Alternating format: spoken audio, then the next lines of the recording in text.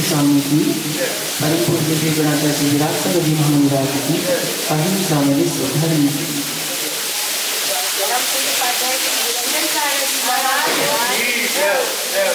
महानुभाव आचार्य भगवान कुंद स्वामी ने जो हमारे लिए 84 पाहुड़ ग्रंथ उपहार के रूप में दिए। पाहुड़ प्राकृत में पाहुड़ कहते हैं। पाहुड़ का हिंदी अर्थ उपहार कहलाता है। तो वो उपहार 84 उपहार दिए थे कुंद स्वामी ने, लेकिन हम लोग इतने लापरवाही रहे कि हम उनको संभाल कर नहीं रख पाए। तो यही कारण हुआ कि हमारे पास से वो अनुपलब्ध हो गए। आज वर्तमान में समयसार, प्रवचनसार, नियमसार, रहनसार, पंचाशी का पाहुड़ दस भक्ति, बस इन्हीं ग्रंथों का हमारे पास उपलब्धि है। बाकी कोई ग्रंथ नहीं बचे। अष्ट पाहुड़, उसी अष्ट पाहुड़ में एक पाहुड़ है सील पाहुड़, जिसकी टीका परम पूज्य गुरुदेव आचार्य श्री विराट जी महाराज दीक्षा गुरु उन्होंने की है। आज से उसकी वाचना प्रारंभ हो रही है।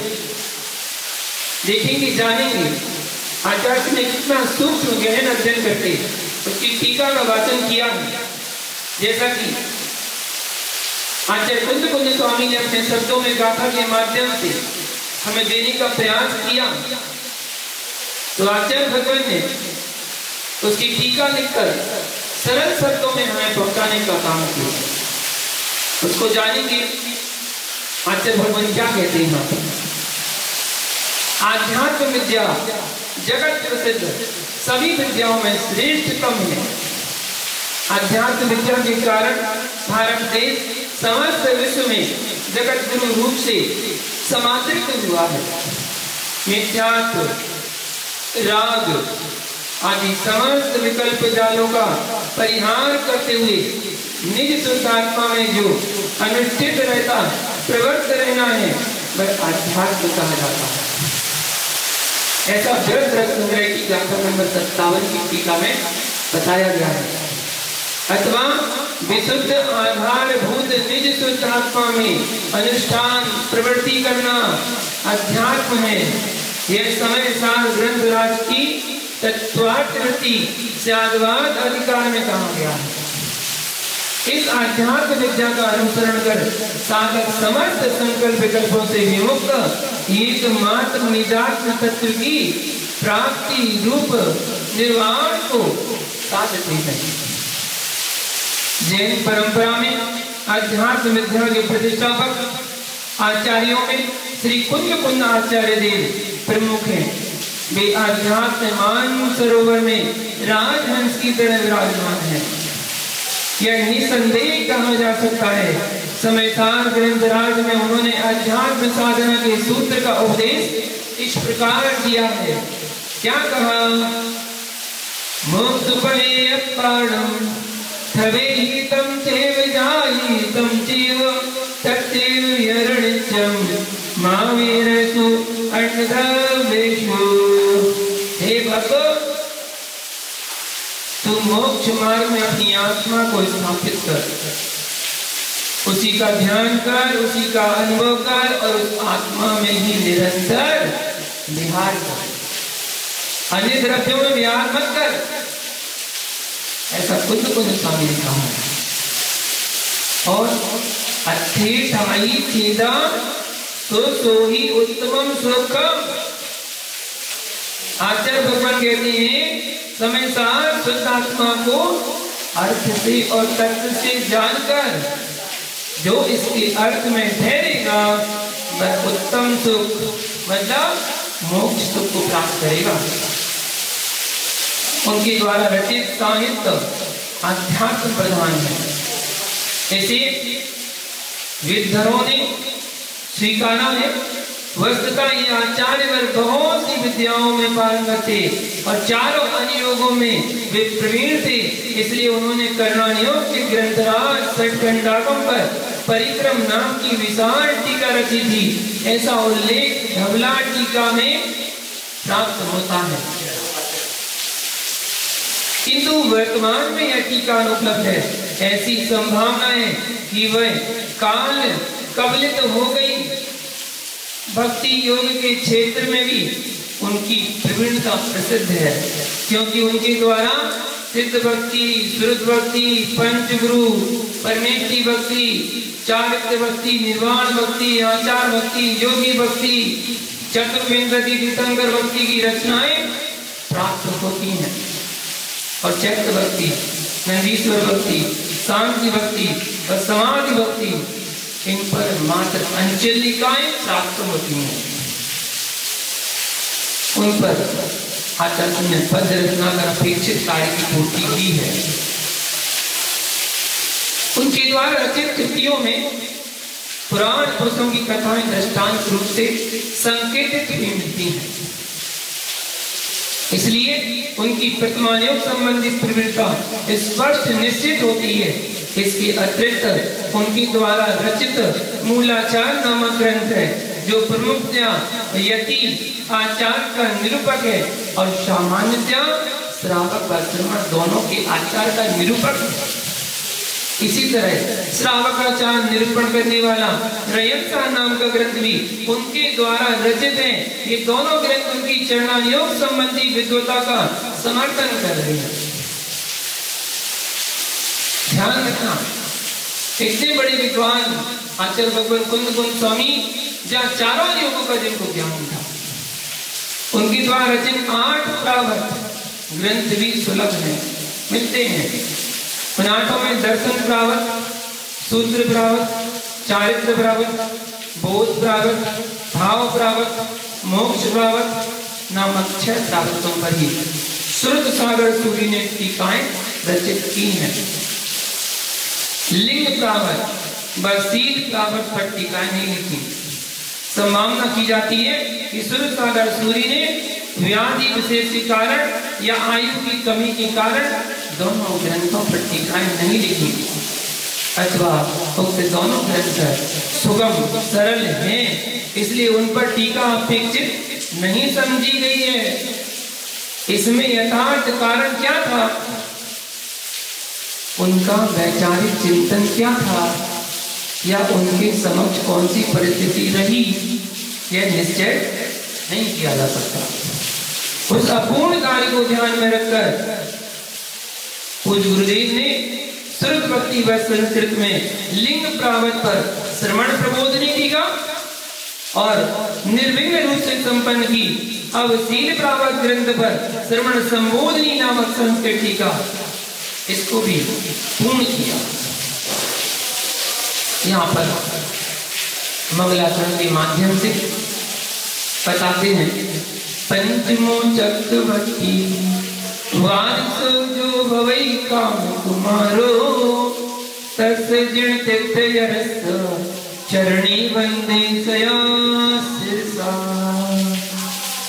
जो 5वें चक्रवर्ती हैं और जो 12वें कामदेव हैं, उन जिनेन्द्र श्री शांतिनाथ तीर्थंकर के चरणों में सदा सिर झुकाकर वंदना करता हूँ।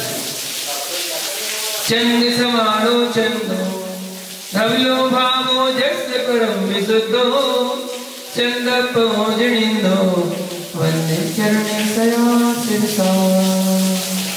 जो चंद्र के समान आह्लाददायक है और जिनका चंद्र समान धवल परम विशुद्ध भाव है, उन जिनेन्द्र चंद्र प्रभु 8वें तीर्थंकर के चरणों में सदा सिर झुकाकर वंदना करता है।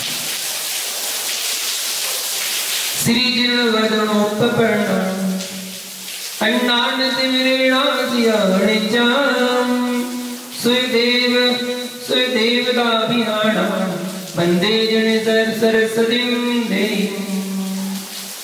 क्या कहते हैं यहाँ से भगवान, जो श्री जिनेन्द्र के मुख से उत्पन्न है, अज्ञान तिमिर की नित्य विनाशिका है और जो श्रुत देवता के नाम से जानी जाती है, उन जिन सरस्वती देवी की मैं वंदना करता हूँ। पंचाचार समग्रो संगारम बासया वै विरदो श्री कुंद कुंदाई रियो भक्ति एकम सदा वंदे। जो 5 आचारों से परिपूर्ण है, परिग्रह व आरंभ से सदा विरत है, उन श्री कुंद आचार्य देव को भक्ति पूर्वक सदा वंदना करता हूँ।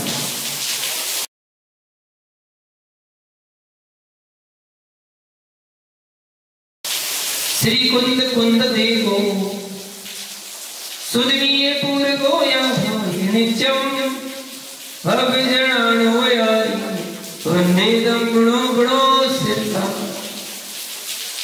जो श्रुत अमृत के नित्य पूरक है और जो भव्य जनों के उपकारक है, उन श्री कुंद आचार्य देव को मैं सुर झुकाकर बार बार वंदना करता हूँ।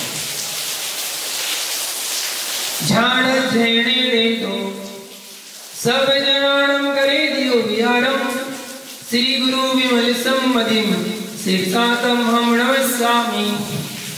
जो सद ध्यान व स्वाध्याय में निरत रहे हैं और सभी जनों का उपकार करते रहे हैं, उन महान निमित्तक परम पूज्य आचार्य श्री विमल सागर जी महामुनिराज तथा प्रज्ञा संपन्न तपस्वी सम्राट परम पूज्य आचार्य श्री सन्मति सागर जी मुनिराज के मैं आचार्य भगवान अपने लिए बोलते हैं कि सिर झुकाकर उनको नमस्कार करता हूँ।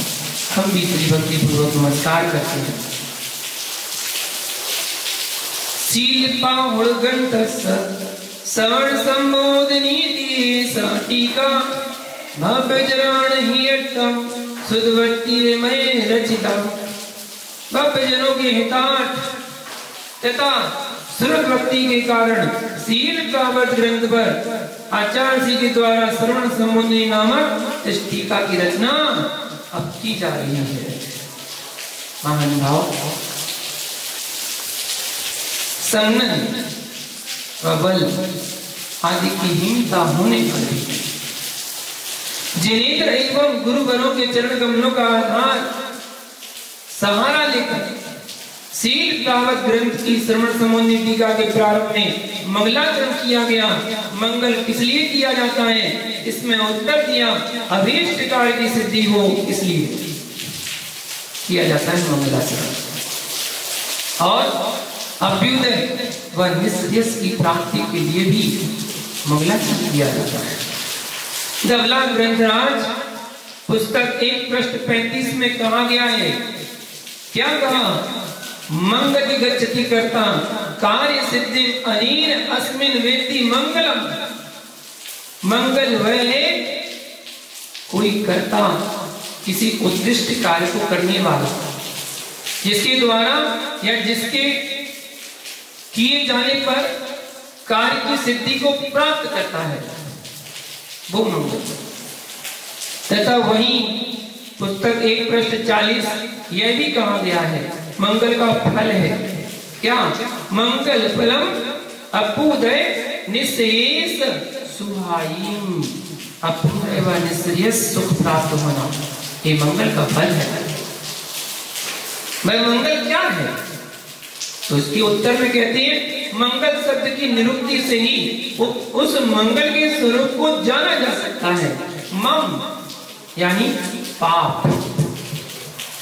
उसे जो गलाए अर्थात नष्ट करे वह मंगल होता है। तो लोक पढ़ती ग्रंथ पहले भाग में इसका वर्णन किया गया है। क्या कहा गया है?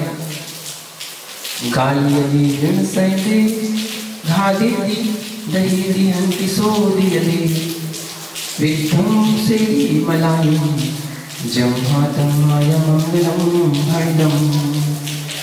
या कहा गया है क्योंकि वह मलों को गलाता है, विनष्ट करता है, घात करता है, दहन करता है, हनता है, शुद्ध करता है और विध्वंस करता है, इसलिए इसे मंगल कहा गया है। और मंगल के बारे में बहुत कुछ प्रमाण मिलते हैं ग्रंथों में, आगम में, जहां कहा गया है आवम मलमति भणदी उपचार सर्वयेन जीवाणम तंगाली दीर्णासम ऋतिति भणन्ति मंगलम के। या आचार्य भगवान कहते हैं जीवों के पाप को उपचार से मल कहा जाता है, उसे ये मंगल गलाता है, विनाश को प्राप्त कराता है। इस कारण से भी कोई कोई आचार्य इसे मंगल कहते हैं। और मंगम सुखम लाती ददाती इति मंगल मुच्यते। तिल्लुपणति में कहा है मंग यानी सुख, उसे जो लाता है या देता है वह मंगल कहा जाता है। तिल्लुपणति ग्रंथ पहले अध्याय के 15-16 नंबर में कहा गया है। चूंकि यह मंग यानी सुख को लाता है, इसलिए भी इसे मंगल समझना चाहिए। इसी के द्वारा ग्रंथकर्ता अपने कार्य की सिद्धि को प्राप्त करता है। तिल्लुपणति में बताया जा रहा है पूर्व में आचार्यों द्वारा मंगल पूर्वक ही शास्त्र का पठन पाठन हुआ है। वह मंगल उसी को निश्चय से लाता है, अर्थात ग्रहण कराता है, इसलिए यह मंगल श्रेष्ठ है। महानुभाव, मंगल के पर्यायों का निर्देश भी तिल्लुपणति ग्रंथ पहले अध्याय 18 नंबर खाता में इस प्रकार कहा गया है, जैसे पूर्णम पूद भविता पसक्त से भद्र खेम कल्याणा सोय सुखादि सभ्य निदिष्ठा मंगल सफल जाए। पुण्य पूत पवित्र प्रशस्त शिव भद्र क्षेम कल्याण शुभ व सौख्य इत्यादि मंगल के एक पर्याय अर्थात समानार्थक शब्द कहे गए हैं। मंगल के कितने भेद हैं तो धवला टीका में उत्तर दिया, पुस्तक 1 में उसके भेदों का निरूपित किया गया। क्या कहा, मंगल कितने प्रकार के हैं तो मंगल सामान्य की अपेक्षा मंगल एक प्रकार का है, मुख्य और गौण के भेद से 2 प्रकार का है, सम्यक दर्शन सम्यक ज्ञान और सम्यक चारक के भेद से 3 प्रकार का है, धर्म सिद्ध साधु और अनंत के भेद से 4 प्रकार का है, ज्ञान दर्शन और 3 बुद्धि के भेद से 5 प्रकार का है, अथवा जिनेन्द्र देव को नमस्कार हो इत्यादि रूप से अनेक प्रकार का मंगल कहा जाता है। इसलिए पंचाशती का ग्रंथ में बताया, तात्पर्य टीका में उसके प्रकारों का इस प्रकार निरूपण किया। इन वेदों में मुख्य मंगल का कथन किया जा रहा है। क्या कहा, विद्वान पुरुषों ने प्रारंभ किए गए किसी भी कार्य के आदि मध्य और अंत में मंगल करने का विधान किया।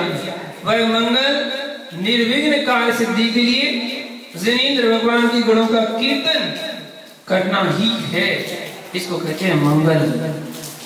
मंगल की व्याख्या और बहुत से आचार्यों ने विस्तार पूर्वक दी है। हम मंगल के बारे में और कुछ जानेंगे। आज मंगलाचरण की प्रारंभिक भूमिका के साथ हमने मंगल के बारे में जाना, शेष विषय मंगल का कल जानेंगे। आज के लिए इतना ही। जय बोलो पार्श्वनाथ भगवान की जय।